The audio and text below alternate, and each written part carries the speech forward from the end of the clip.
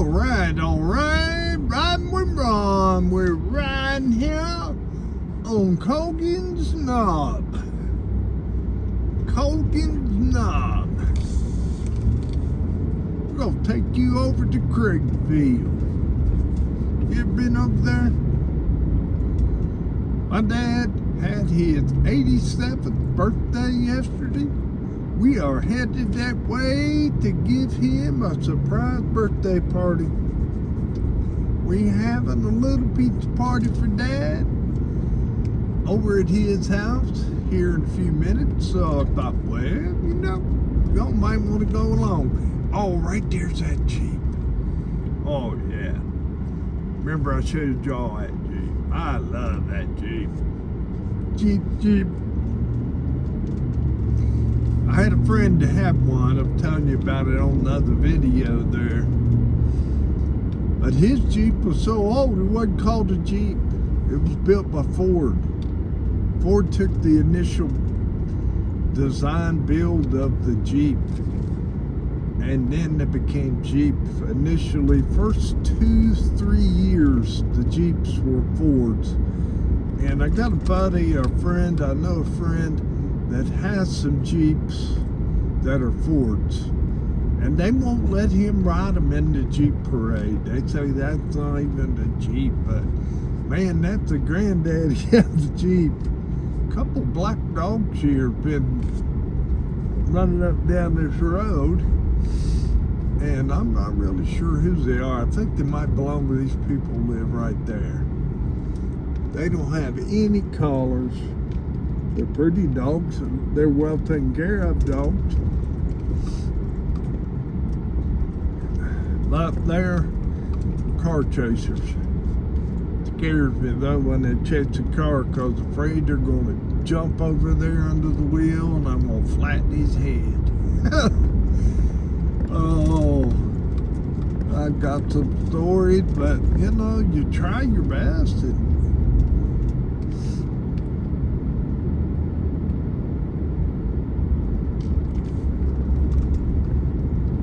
do your best.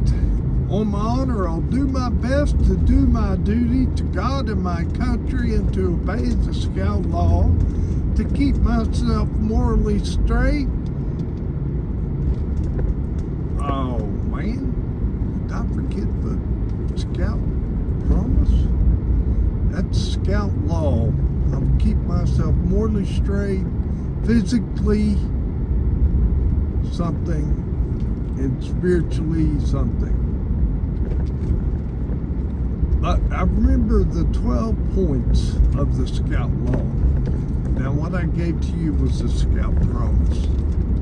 On my honor, I'll do my best, right? I'm doing my best to do my duty, God, my country, and obey the Scout law, to help other people all times, keep myself morally straight, physically. Oh, I know you know the rest of that. I almost said it. Anyway, a Scout is trustworthy, loyal, helpful, friendly, courteous, kind, obedient, cheerful, thrifty, brave, clean, and reverent. So if you don't think that memorizing stuff when you're in the whatever grade I was in, I was in Scouts till I was 17, I believe. When I graduated from high school, I was 17. They had extra room in the class up above me, so they just skipped me up a class. So I skipped the 6th grade. Actually, I don't have any 6th grade records. Oh, look at that. Doesn't that look beautiful? Mighty Hominy is flowing full. Thankfully, she's not up here in the road like it was over there the other day. Did you see that video? I took that upside through that water and it got up in got my feet wet. Oh my goodness. I never dreamed it was that deep. I just saw it. Pretty church, isn't it? Oh my, look at that. Penal Chapel. I'll tell you a quick story on that church. Years ago, and I believe it's the 30s, where their fellowship hall is, right there to the right of the church. That's where the church was initially when they built it. God moved that church in the middle of a hurricane, came through in the 50s or 60s, and blew that church over to where it is now. And so, you know what those people did? They left it right there, put a foundation under it, underpinned it, and left it right there and built themselves a fellowship hall over there on that other foundation. I tell you what, but when this church, this is a Methodist church, so they've had a few issues, but they're no longer Methodist. They pulled out of the Methodist people, the Methodist branch. They didn't believe in the direction the Methodist church was going, and they felt it wasn't biblical and Christian or going the way they were, so they pulled their church out. The problem was the Methodist denomination owns the property. And that's the way it is with most denominations except Baptist, Independents, and I don't think, I don't know. I can't say for sure on some of these other denominations, but I do know certainly Catholics own their churches and so do Methodists. I'm not sure about the others. I know Baptists do not own theirs. There's the mighty hominy. Yeah. I can stop here right here across the bridge. Traffic will wait. Right here on top of the Hominy Creek, February the 21st.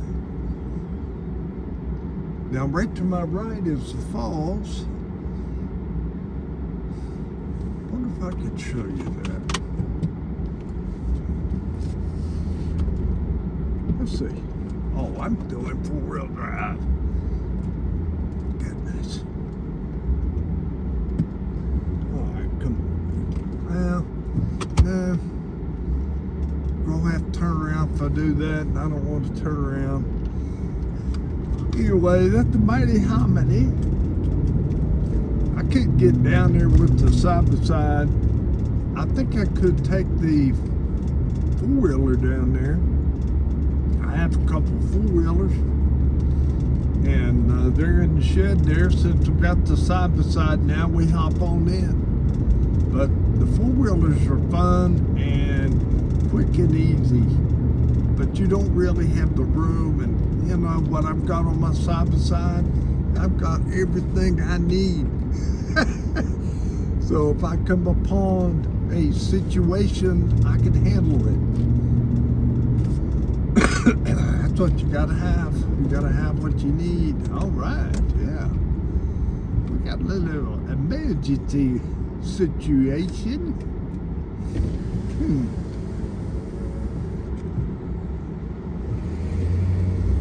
So, I guess maybe we may have a wide load or something coming down the road, I would say.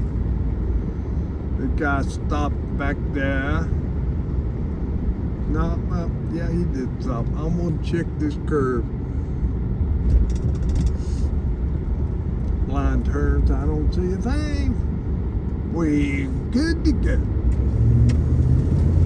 Yeah, we're going up, this is what we call I call the Ridge Road, because it goes up on the ridge. It's the old Nicholas County Road. And so when they developed the new road system and connected Route 60 with Route 20 and all the other local routes with Route 19. Route 19 is what brought it all together. Finally in the 70s they completed that.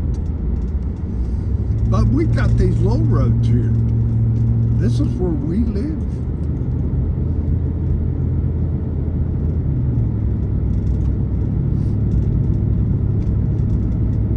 Some of the other neighboring counties, I've noticed, particularly in Feds, where my home is there.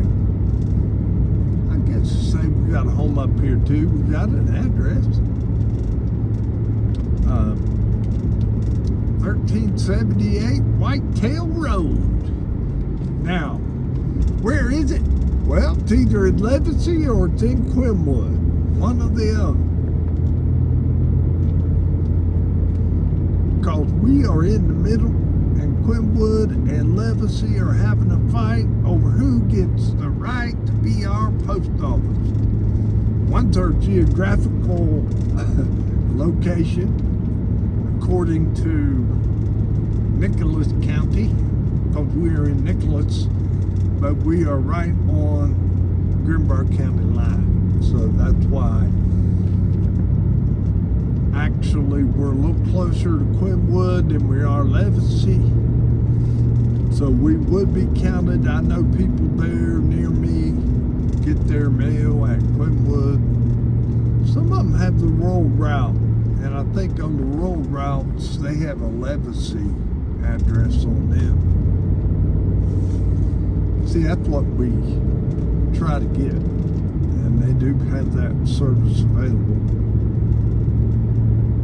Like that mailbox right there. How many Falls? I didn't catch the name. Wyatt, Witt, something like that. Boy, it's a pretty mailbox. There's another one for these folks over there. They told us just to put the number on the front door, the house number, over there at Ripple, which we get our mail at Scarborough. It's kind of like Quinwood and Marfrance. It's kind of like the same town, Whipple and Scarborough.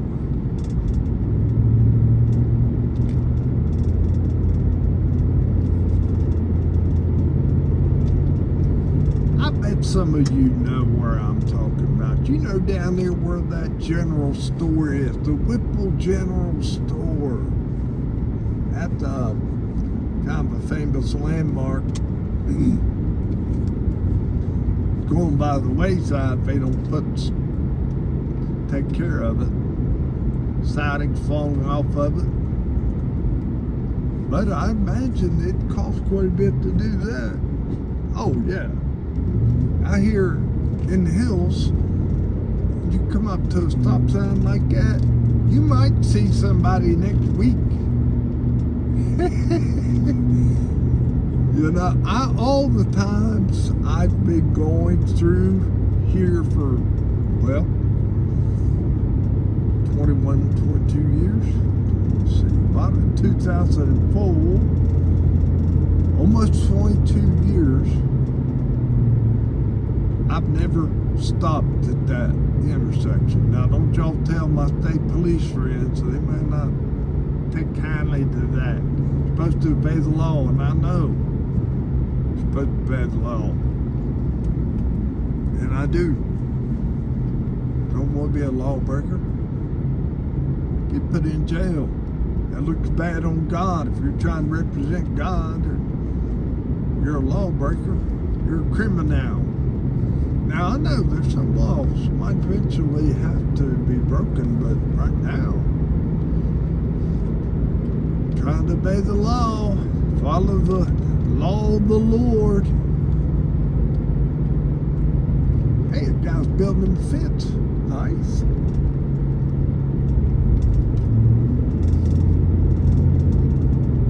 I don't know, it's just something different, you know, some content. I'm what they call a content creator. I'm a creator. Now, you may think, well, there's not much creation. You just push a button. Well, that's true. But what do you got to do to be a creator? Push the button, turn it on, get it going, do it. That's what I'm doing. I'm doing it, and I'm recording. All right.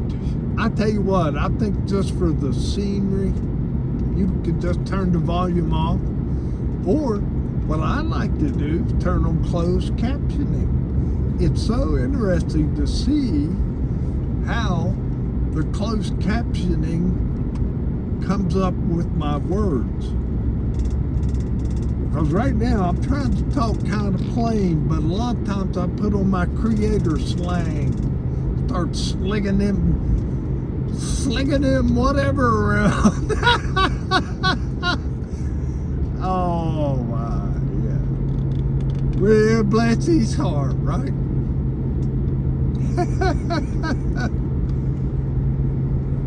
Yeah, I'll tell you what. You say, well, preacher, why are you so happy? Because, friend, I have seen the end and we win. Woohoo! How do you feel to be a winner?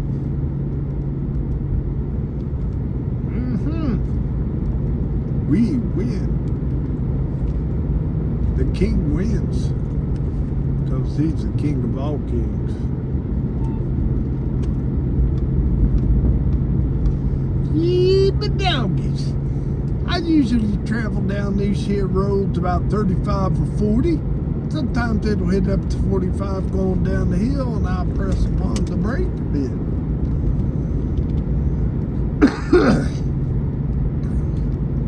But they did widen this road out. You see that line down the middle? It used to be that line wasn't there. Wasn't wide enough for a line. Just one side of that line. But somebody in their wisdom thought it would be a good thing to do. So cars could pass and be on the hardtop. Be bouncing around on a bunch of rocks. Well, I tell you what, some of these vehicles, they can't get off of the hard top. If they do, they bury up or wreck. So you just got to make allowances. Sorry. Get over or hit them. Now, I have had one wreck on one of these roads, and it was my fault. It wouldn't have happened if I had been paying attention. But it was on a Sunday afternoon, and I was doing what the old timers call lollygagging. I was looking around while I was driving. Actually, I was looking for deer. Our little road we lived on over there, there's a lot of deer over there, and I'm just looking over the side and over to the left and wasn't paying straight ahead attention when I come upon a blind spot. And at this particular blind spot, it is not wide enough for two cars to pass. Now that's what you run into, because they had built a wall on the right side, which was my side. Well, of course, we're always on the right? Not unless you're in Europe, you're on the wrong side of the road. But here we're on the right, which is the right? I think it's right. Works good for me.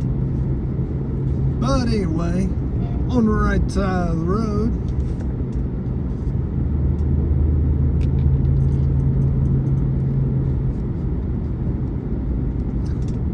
hey, my doctor lived back there. I try to be careful about saying people's names and saying stuff about where people are and stuff. People don't like that. I was chastised for that. And I agree, I shouldn't have done that. I am a learner. I'm a learning creator. You know, what I did before was I just recorded my sermons. Whenever I preached, I would set up a camera, but the church had a camera. So the church broadcast on their website the service, the church service, and they paid for it to be broadcast on TV for years and years. But we had, every time I would preach, I got to thinking, you know, it's so easy to set up your cell phone. Just take your cell phone, turn it on record, and point it at you, and you've got a video. So I was doing that and posting that for my web content. So my knees don't allow me to stand for any length of time to really do the work that I was doing. So retired, disabled, all the above, on tons of pills. And I think it's one of the biggest problems of the world right now. Too many pills.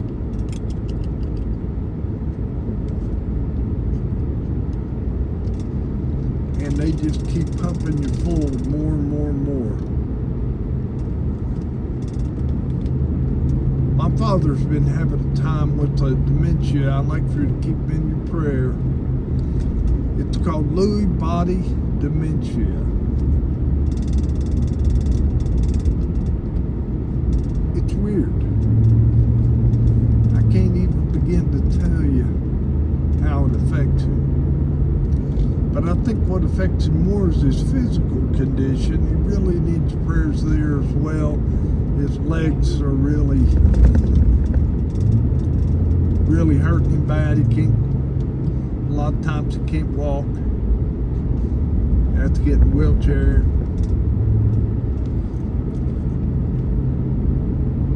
Appreciate your prayers for him. Mom, both. Mom's hanging in there pretty good. I'll tell you one thing, she has been a godsend to Dad. I told him the other day, I said, you hit the jackpot when you got that woman for your wife. My mama is the best. I'm sure yours is too, though. And I'll give you that. Just because mine's the best doesn't mean she's better than yours. It could be equal even. I don't know.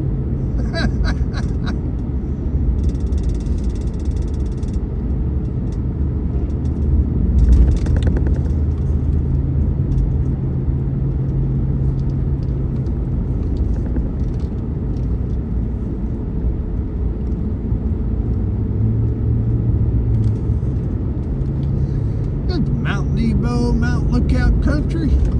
I don't know. I think I'm going to go on this way to Craigsville here. Yeah. I should have probably gone on Route 20, showed you Route 20, but this way you got to see Mount Lookout and Mount Nebo, which are two of the prettier areas around here. The other way is Canvas. That's a real pretty area as well, where you got kind of rolling like hills like this. Got little farms, farmers' houses and stuff. Real pretty area.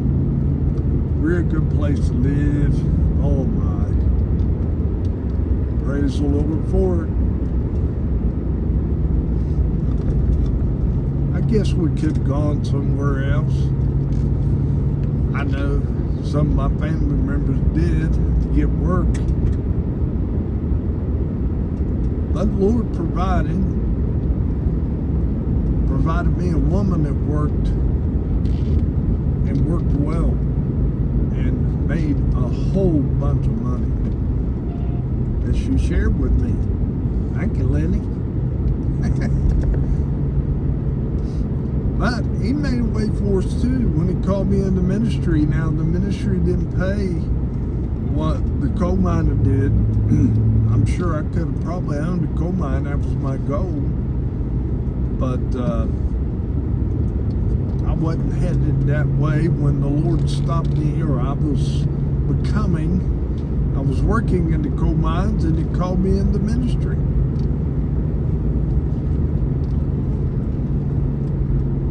So I went from making $14.71 an hour, and that was in 1981. And that, friends, was quite a bit of money. back then. I'll tell you this, we both had brand new Fords. She had a Ford Thunderbird and I had a Ford F-150, and they were fully loaded, and we were making double payments so we could pay them off. That's how much money we were making, and the Lord blessed us there. But he called me in the ministry, and he made a way for me to go to the ministry by canceling my mining job. Coal mines went down, as they do, on a cycle, depending who's in office. So now Trump's in office and he's all for coal, he says. And supposedly there has been 70 applications for permits in the last year. During Biden's administration, they said there were 2 applications for permits. And permit means you can mine.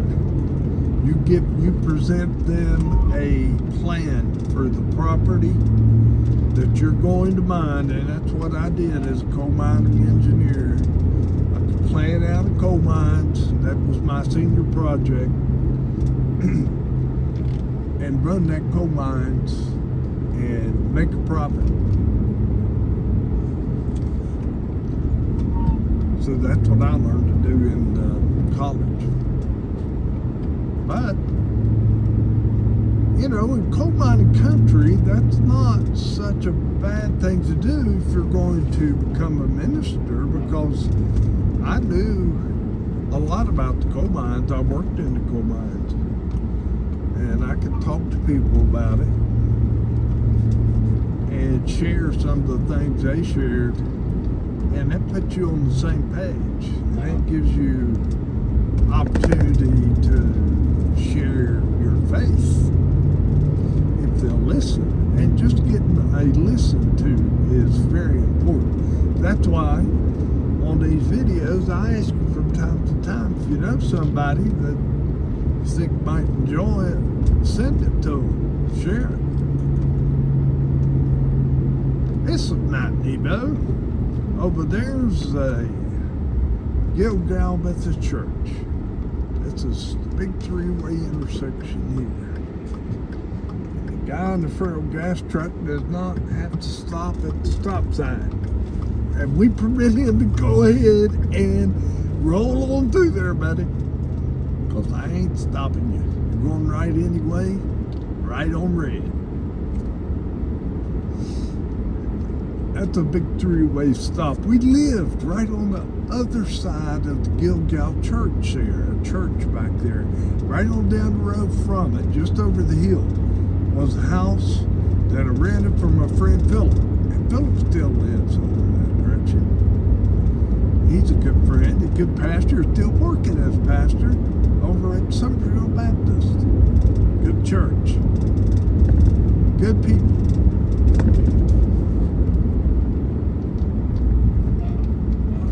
Pastor there, Dana Gatewood, and I'm sure old Dana won't mind me mentioning his name in this video. I tell you a little story about Dana. You don't tell nobody. Every year, he goes down to a place called Thayer, which is the backwoods area of Fayette County, near the New River, down there on the river actually. And they go in there and takes the church and does Bible schools, and that place has no church. There's no church at all there. They had a community building, I think one time was a former school. So, anyway,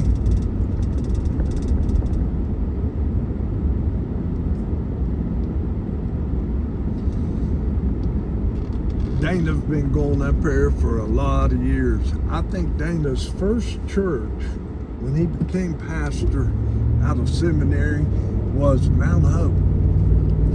And Mount Hope is the town close to there. Mount Hope or Oak Hill.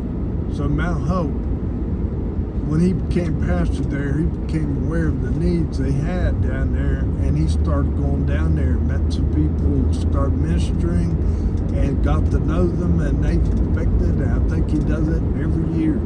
He was going to come and help me over at Mount Hope Baptist, but I had to leave that church over there. And they hired, well, I was pretty sick. I couldn't have, I had to quit preaching.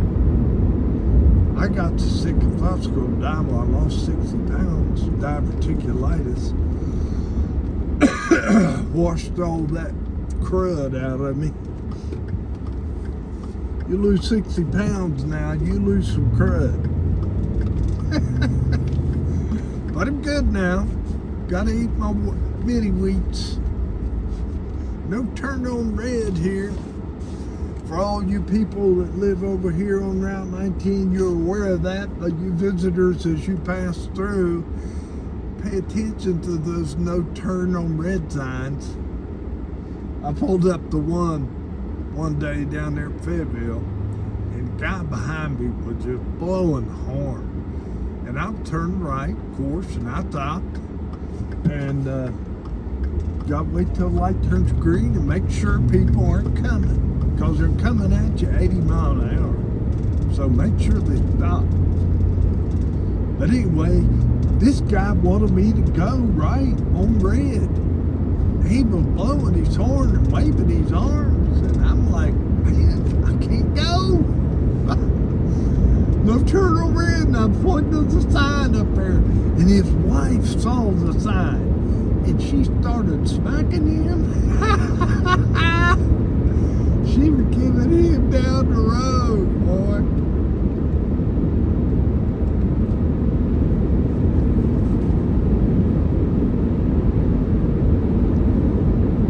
I've seen a couple of people put up some videos of traveling, driving through. I thought, well, why not? Make some content. Well, I'm going riding with Ron anyway, whether I'm riding the F-150. I hope to this spring be riding the tractor quite a bit.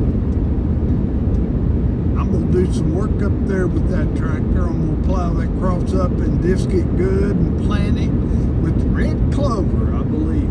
Red clover. Won't that be pretty from outer space? See that red cross right on top of the mountain over there in Nicola County?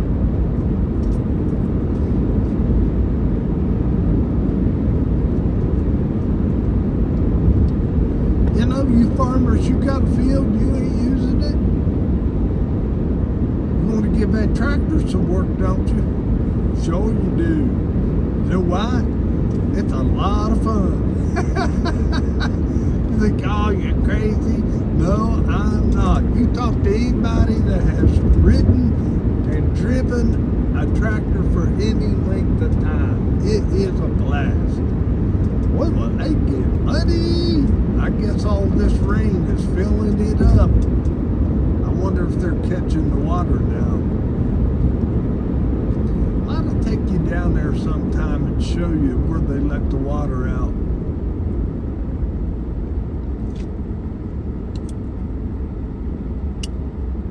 Down there at the dam, spillway.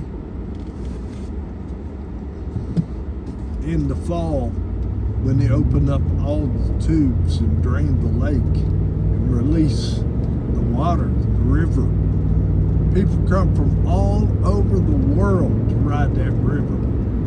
Because when they release that water, that river becomes a raging storm. I mean raging. It's bouncing over top of boulders the size of mountains, or houses anyway.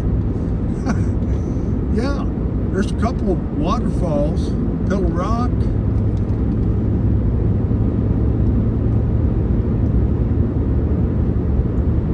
A lot of times they come over in waterfalls and everybody falls out of the boat. I've gone down the New River and I did not choose to go down the Golly. I had the opportunity to go free. The guy was a guide, was in my church, had his own boat. And it was one of those Sunday afternoons, or Saturday, I believe.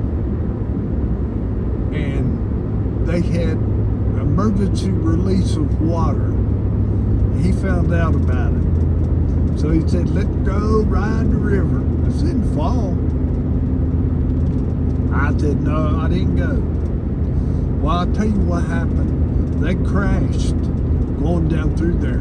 He took some of the other folks from the church, about 3 or 4 other people with him, and they crashed and had to walk for miles down that river on that bank. Now, friends, if you've ever been to the Golly River, the banks are nothing but giant boulders and rhododendron. It's some of the roughest country known to mankind. There's no roads. All the way down there in the bottom next to the river, there is a railroad track. But that's down at the river. So I don't know if they walked the track or how they got out. But I know they had to walk halfway, he said. So that was one time the Lord was leading me in the right direction. He never leads you wrong, but sometimes we go the way we want to go and we end up going the wrong way.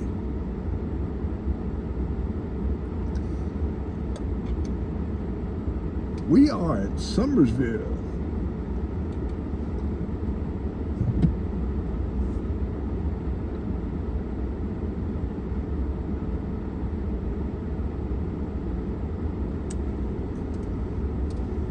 They're building a business over here on our right. And the sign up there, oh, see there, that's equipment. Yeah, they got a bunch of equipment up there. Trying to see what they're building. I thought they had a sign up that said, I think it's a store of some kind.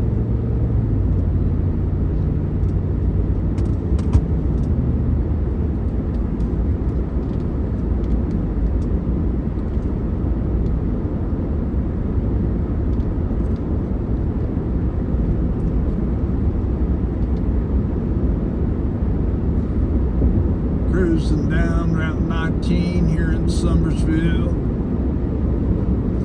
I lived here in Summersville. Well, we lived in Craigville, but we came through here. I worked here in Summersville at Hicks. Right when they were finishing Route 19. They hadn't opened it up yet, but you could get on it up there and ride it all the way through and bypass town, like we are doing right now. And so we would.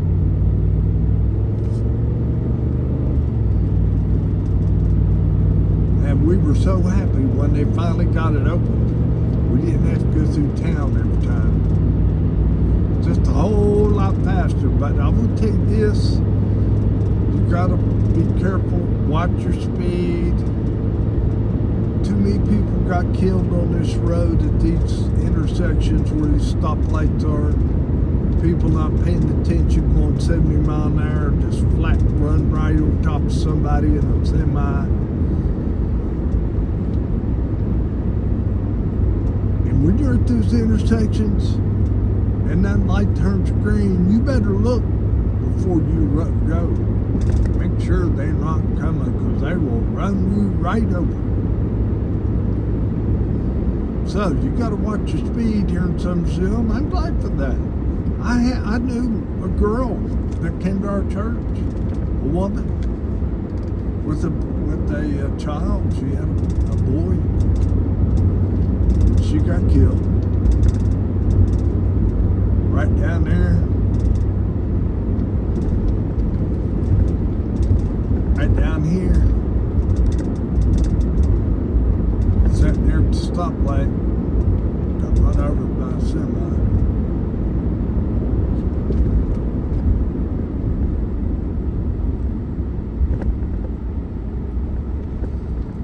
Well, life goes on, and friends, you got to be ready. because you never know when your semi's coming down the road. But if it does, are you ready? I don't want to think about it. I don't dwell on that kind of thing. But what I do dwell on is the fact that I am saved. Woo! How about you?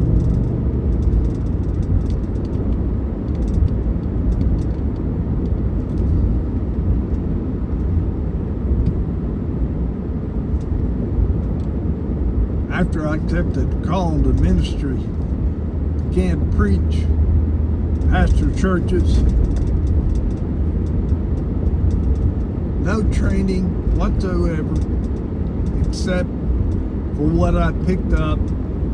I was teaching Sunday school while I was working as a deacon in the church, visitation and all that. We did that too. I remember my first visitation going with Junior O'Quinn. I can tell you about Junior. He's gone to his reward, and I guarantee you he's a Christian.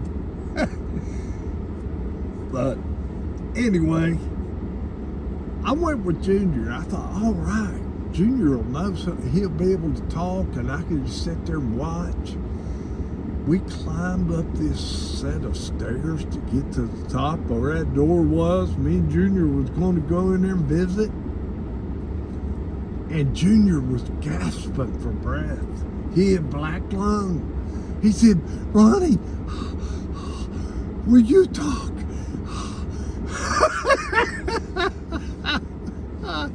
So I started talking. The door opened and I had to open my mouth. And what was I going to say? Hello. Okay. I got a crash landing. I got a crash landing on a lot of things. I got another crash landing when I went with old Coach Willie Marshall. And I'll say his name too because he gone to his reward. But old Coach Willie Marshall dragged me over there to the Southern Regional Jail. Went in there to preach, and we went for 10 years, and we preached in there. Now that was a story. They forbade us for talking about any of that. We weren't allowed. We had to get training. And they told us we were not allowed to say anything to anybody about anything that we saw in that jail. Now, there's something wrong with that picture, brother. Because if you're living upright and you're doing what you ought to be doing, you don't mind if other people see it. Because it's good. But if you're not, you want to cover it up because it's bad. And you want to keep on doing your bad stuff. So my friend, there are some definite policies that we got to be changing. But we were going over and preaching. And I went over there all those years and preached. Finally one day I got a call from a lady that at one time had gone to our church, and she said, you know, she said, I am calling to thank you for going to the jail to preach. No one had ever said thank you. And the prisoners, they just come in there and shook your hand. Yeah, thank you for coming, preacher. Sure. But what this woman said was that I had made a difference. She said my sermon had touched her son. And that he was touched and changed by that experience that he had there in jail. The Lord used it as an opportunity to convert him. He was converted. My friend, somebody got to tell the message. That's why Jesus said, when I was in jail, you visited me. And the people said, well, Jesus, We never saw you in jail. You've never even been in jail. He said, when you did it unto one of the least of these, my brethren, you have done it unto me. So, my friend, the Lord taught me a lesson on that one day. It's not been too long ago, actually. I happened to be at Taco Bell at Charmco. A couple ahead of me in there getting some tacos, and they were talking amongst themselves, trying to figure out what they were going to get, having a rather long decision-making process, and I was just waiting, I was trying to keep my distance. I wasn't being pushy. I just waited and keep my distance. So finally, he stepped up and was making his order. And the Lord said to me about that time, the Lord said, I want you to step up and pay for his dinner. And I said, Lord, I don't have enough money. Lord said, do it. So I stepped up. I handed that man my card ahead of that guy when he had asked for payment. And I said, here, put it on this. And that man looked at me, kind of surprised, and he nodded his head. Did that work?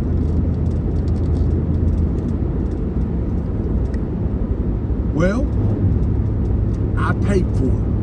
$30 worth of food for 2 people in Taco Bell. They had enough food there to feed them for a few days because they were needing some food. I knew, I could sense that. So, friend, listen, when we were sitting back waiting, they ask you, and I went ahead and made my order then after I paid for his, and they asked me, they said, well, what name do we put on your meal? And I said, Ron.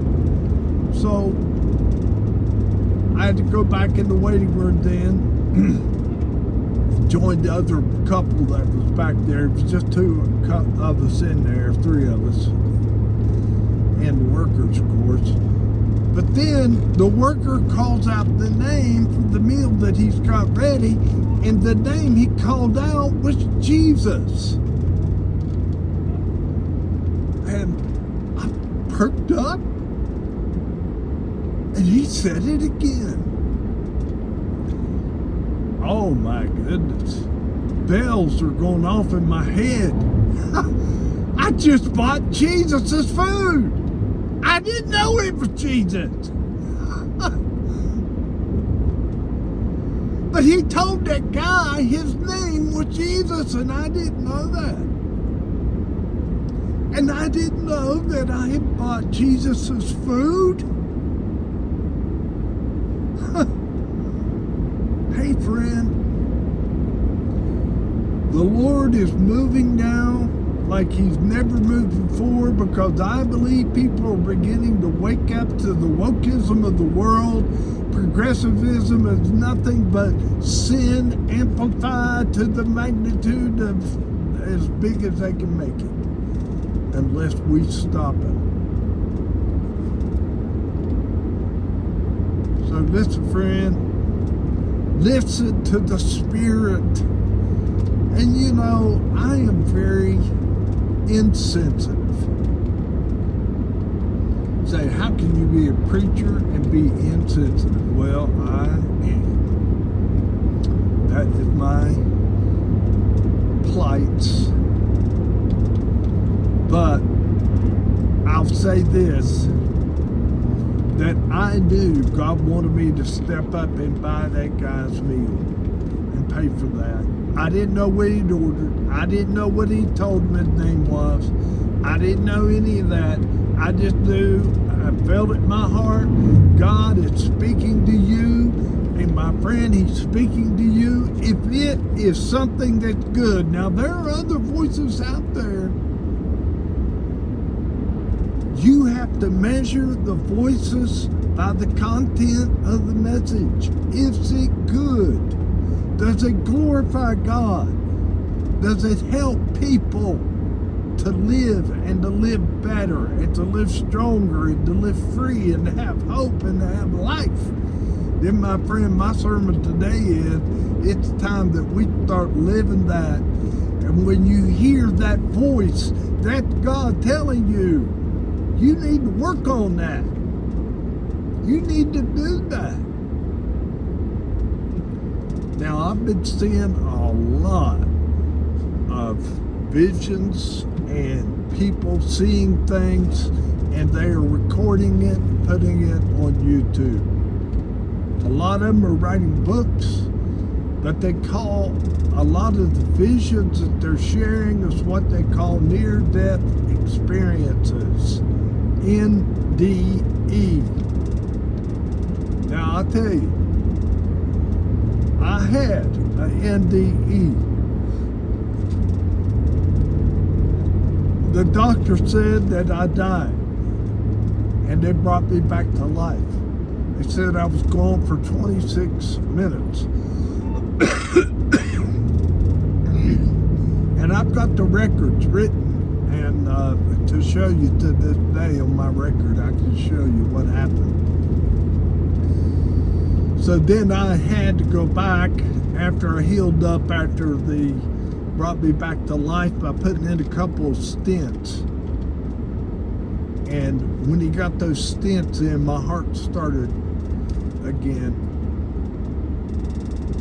But these near-death experiences that they're having, you've got to weigh them as well. If they do not mention the name of Jesus, it is fake. When you die, you see Jesus. Oh, maybe not at first. Maybe you'll see Aunt Martha or Grandma Mary, or, you know. I've got 2 grandmothers that I have not met. I'm looking forward to meeting one day. Now, this is a church where me and my dad both pastored. Dad pastored this church, Little Union Baptist Church, back in the 70s. And then later on, after I was called into ministry, I then went back. And now Dad lives over here and attends that church. And so does my sister and her family. Now, her sons are going out preaching, but they're still going to church there when they're not out preaching. But Gary's got his own church now down at New Hope, called the New Hope Baptist Church, down next to Birch River. Y'all know where Birch River is? Over on 19. Well, anyway, this is coming in on 41. They've done a lot of road work. Took them about 3 to 4 years and had this road tore all to pieces. It was pathetic. I thought to myself, why they let it keep doing that? Man, my old boss wouldn't. There was something there that needed fixed. You fixed it, boy. And they hired somebody else to fix it. And I told you, and they told you that quite often. So you had to do it, and you had to show up. You had to do it well, and do it fast, and do it efficiently. In other words, you couldn't tear stuff up along the way, which I'm bad about that, you know. I tear stuff up all the time. Part of the time it's just not paying attention, or part of the time it's from gouging a little bit too much, you know. I'm a gouger. Yeah, and sometimes when you gouge them, they don't like it. Oh boy. But if you get gouged in a good way, it might be good for you to go that way. That's what I'm talking about. The Lord is gouging you in your heart. He's telling you, you need to do that. I don't know, maybe you need to go over and talk to your neighbor. I've got some neighbors that I want you to help me to pray for. One of my neighbors, used my driveway to turn around. They hit my mailbox. Didn't destroy it or anything, knocked it off. So anyway, she came up to the house and explained what had happened. And anyway, she said that her and her wife could stop using our driveway to turn around in if I wanted them to. The people who live just on up the road from me have said no, they don't want anybody turned around and put up a sign. I haven't, and I've let them turn around because there's nowhere to turn around. I mean, you have to do that. That's how you live in the hills. You gotta give. That's how you make it. On some things, right? Right. Things that are givable, you get. Things that ain't, you don't. That's why I'm a gouger. I gouge it and get you into trouble. People don't like it. And I guess I'm insensitive in a way because I feel like they need to get over it. That's what you have to do. You have to get over it. You know, there's an old saying that I heard a whole lot.